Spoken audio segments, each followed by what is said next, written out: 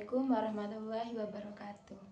Yang kami hormati pengasuh Pondok Pesantren Zainul Hasan Genggong, Kiai Haji Muhammad Hasan Mutawakil Allah SHMM, dan yang saya hormati Rektor Universitas Zainul Hasan Genggong, Bapak Dr. Abdul Aziz Wahab MAG, dan yang saya hormati Kaprodi Pendidikan Guru Madrasah Ibtidaiyah Bapak Firdaus Anil Yakin, dan yang saya hormati dosen pengampu mata kuliah Sejarah Kebudayaan Islam Ibu Nur Fatimah MPDI, dan yang saya sayangi teman-teman sekalian.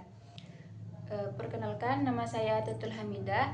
Di sini saya akan menjelaskan tentang perjuangan Nabi Muhammad di Madinah guna untuk menyelesaikan tugas UTS Sejarah Kebudayaan Islam. Baiklah, di sini ada peta konsep yang saya buat. Di sini saya akan menjelaskan tentang perjuangan Nabi Muhammad di Madinah. Yang pertama yaitu kedatangan Nabi Muhammad di Madinah.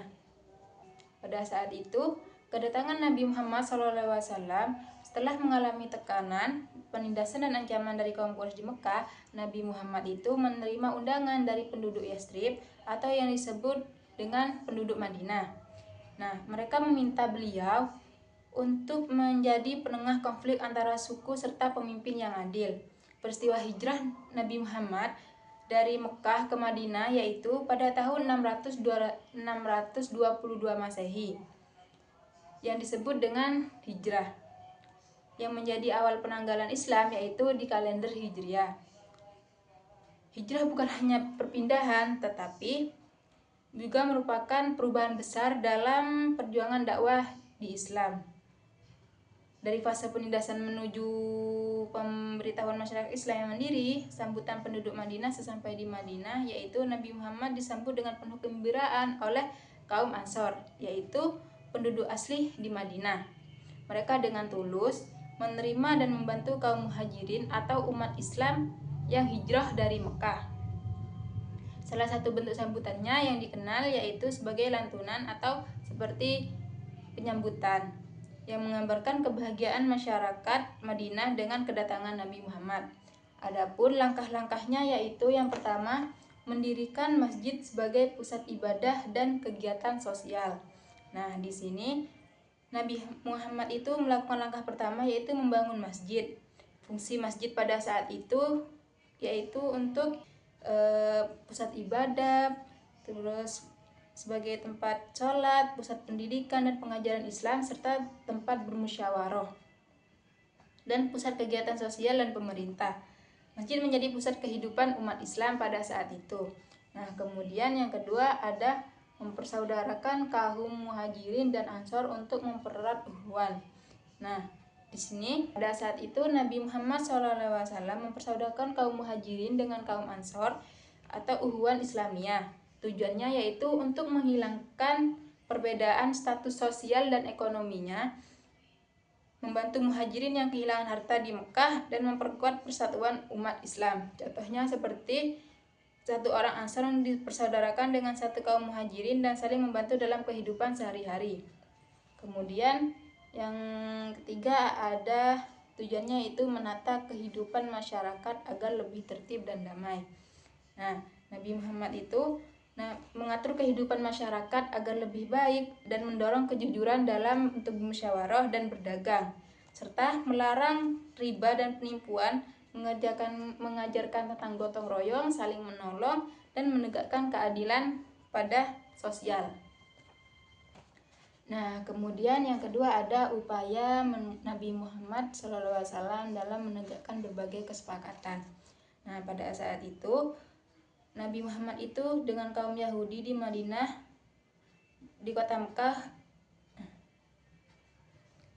Nah, pada saat itu membuat perjanjian dengan kaum Yahudi di Madinah dalam mempertahankan kota yang disebut dengan Piagam Madinah. Nah, perjanjian Hudaibah yang dibuat antara kaum muslimin dan kaum kafir Quraisy yang terjadi pada tahun 6 Hijriah ketika Nabi akan berumrah dengan para sahabat ke kota Mekah. Quraisy yang terjadi pada tahun ke-6 Hijriah, Nabi dan kaum muslimin memegang teguh setiap perjanjiannya, yaitu namun baik itu Piagam Madinah dan perjanjian Hudaibah dilaknat kaum kafir. Nah, sehingga Nabi menegakkan hukum di atas mereka, yaitu dengan mengusir kaum Yahudi dari tanah Madinah dan tidak mau memperbarui perjanjiannya. Nah, pada saat itu Nabi Muhammad SAW hijrah ke Madinah. Di sana terdapat tiga suku Yahudi, yaitu suku Bani Quraidah, Bani Qainuqah, dan Bani Nadir. Selain itu, terdapat juga beberapa kabilah dari suku Ansor yang belum memeluk Islam. Maka untuk mendirikan sebuah kota yang kuat, dibuatlah sebuah perjanjian di antara kaum Muslim dengan mereka, dengan tujuan intinya dari perjanjian tersebut adalah untuk sama-sama menjaga kota Mekah dari serangan dari luar dan bahu-membahu jika dibutuhkan untuk berperang. Perjanjian tersebut dikenal sebagai Piagam Madinah. Nah, adapun isi dari Piagam Madinah yang pertama yaitu menjamin kebebasan setiap kelompok. Di sini menjamin kebebasan beragama. Piagam Madinah memberikan hak kepada seluruh penduduk Madinah untuk memeluk dan mengajarkan agama Islam dan menjelaskan agama Islam untuk memeluk dan menjalankan agama masing-masing pada paksaan kaum muslimin, yaitu Yahudi dan sekelompok lainnya yang diberi kebebasan beribadah sesuai keyakinan mereka masing-masing.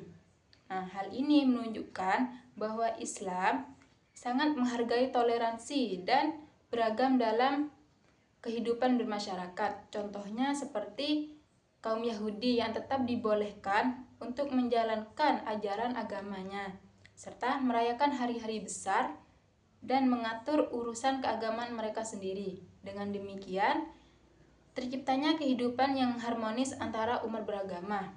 Yang kedua yaitu ada mengatur hak dan kewajiban seluruh warga Madinah. Di sini, piagam ini menetapkan bahwa setiap warga memiliki kedudukan yang sama pada setiap hak hukum. Semua penduduk, baik muslim ataupun non-muslim, memiliki hak untuk mendapatkan perlindungan, keamanan, serta keadilan pada setiap warga. Dan mereka juga memiliki hak dan kewajiban yang sama untuk menaati peraturan agama, untuk menjaga ketertiban juga, serta berpartisipasi dalam membela kota dari ancaman luar. Dengan adanya aturan ini, kehidupan masyarakat menjadi lebih tertib dan toleransi. Nah, untuk yang keempat, isinya Piagam Madinah yaitu untuk menetapkan kerjasama dalam menjaga keamanan. Nah, di situ keamanan Madinah menjadi salah satu tanggung jawab bersama dalam seluruh penduduk. Apabila terjadi serangan dari pihak luar atau sebuah kelompok, wajib bekerja sama untuk mempertahankan kota tersebut.